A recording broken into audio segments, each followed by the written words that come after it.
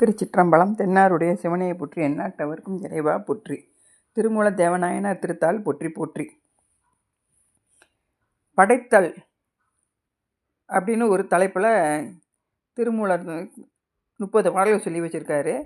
அதாவது உலகம் தோன்றுவதற்கு முதல் காரணமாக இருக்கிறது மாயை.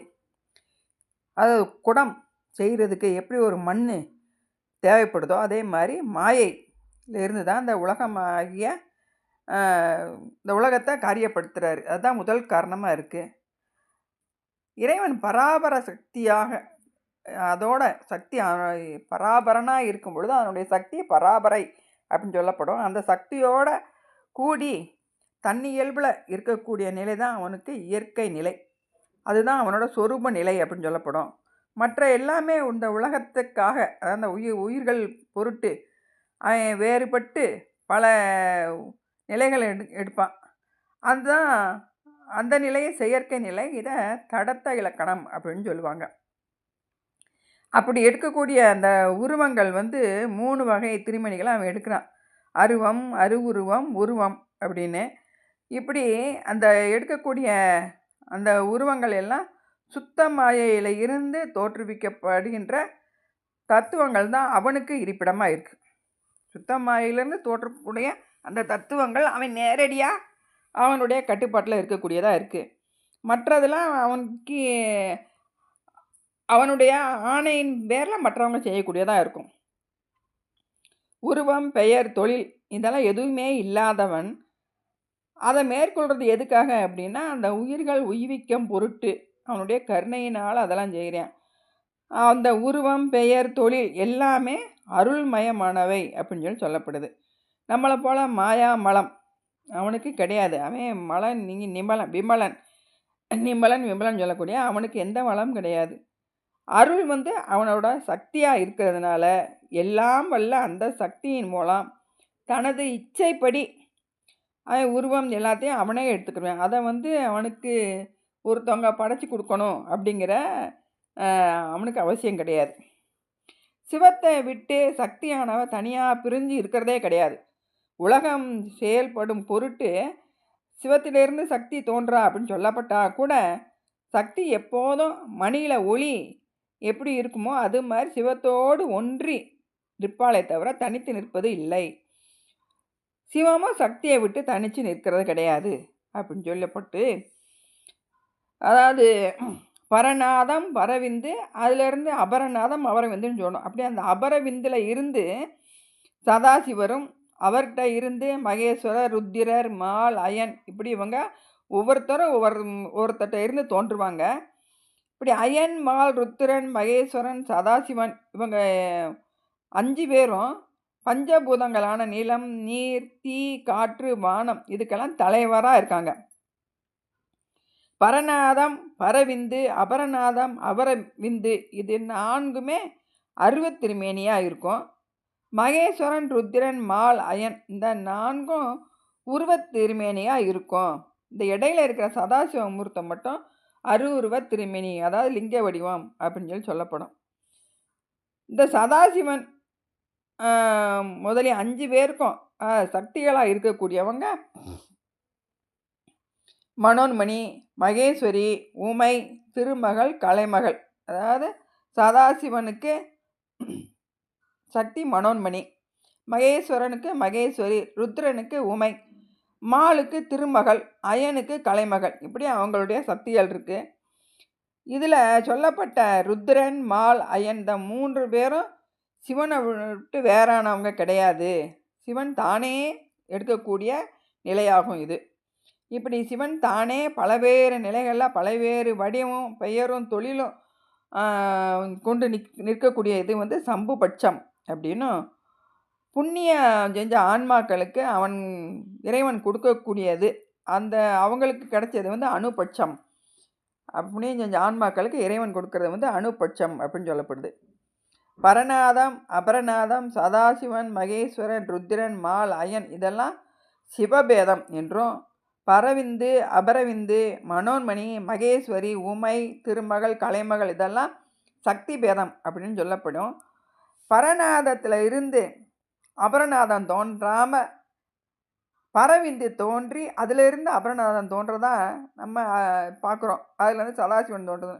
இதை சிவபேதம் நவதருபேதம் அப்படின்னு சொல்லி சொல்கிறாங்க. மானின்கண் வானாகி வாயு வளர்ந்திடும், காணின்கண் நீரும் கலந்து கடினமாய், தேனின்கண் ஐந்தும் செறிந்து ஐந்து பூதமாய், பூவின்கண் நின்று பொருந்தும் புவனமே. இதுவரைக்கும் முதல்ல சொன்னது எல்லாமே சுத்த மாயா தத்துவங்களை பற்றி அவர் சொன்னார். உலகம் எப்படி இறைவன் அவருடைய கட்டுப்பாட்டில் அவரை நேரே நின்று தொழில்படுத்துறத பார்த்தோம். இப்போ இந்த பூதங்கள் எப்படி தோன்றுது அப்படின்னு சொல்லி சொல்கிறாரு. அதாவது சுத்த மாயா உலகம், கலப்பு மாயா உலகம் அப்படின்னு சொல்லி அசுத்த உலகம், இது 3 வகையாக சொல்லப்படுது. அதாவது மிச்சுர உலகம், கலப்பு உலகம்ங்கிறது வந்து பிரகிருதி மாயங்கிறது. இந்த 3 உலகத்துக்கும் முதல் காரணமாக 3 நிற்குது. என்னென்ன இருக்குன்னா சுத்த மாயை, அசுத்த மாயை, பிரகிருதி மாயங்கிறது. இந்த சுத்த மாயையும் அசுத்த மாயையும் எப்போயும் காரணமாக நிற்க, பிரகிருதி மாயை மட்டும் அசுத்த மாயின் காரியமாக நிற்கக்கூடியதாக இருக்குது. அதுக்கு மாயேயம் இல்லாட்டி பிராகிருதம் அப்படின்னு சொல்லி சொல்லப்படும். இந்த பூதங்கள் எப்படி தோன்றுது அப்படின்னா, ஒரு தன்மாத்திரைக்கு ஒரு பூதம் 5 பூதமும் தோன்றுது.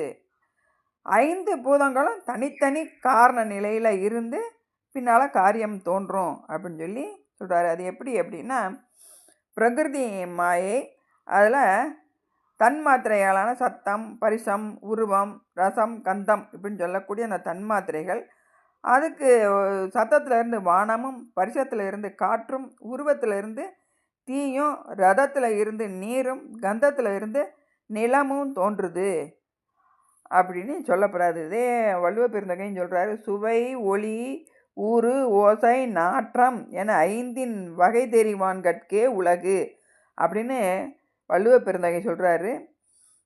நிலம், தீ, நீர், வளி, விசும்போடு 5ம் கலந்த மயக்கம் உலகம் ஆதலின் அப்படின்னு சொல்லி நம்ம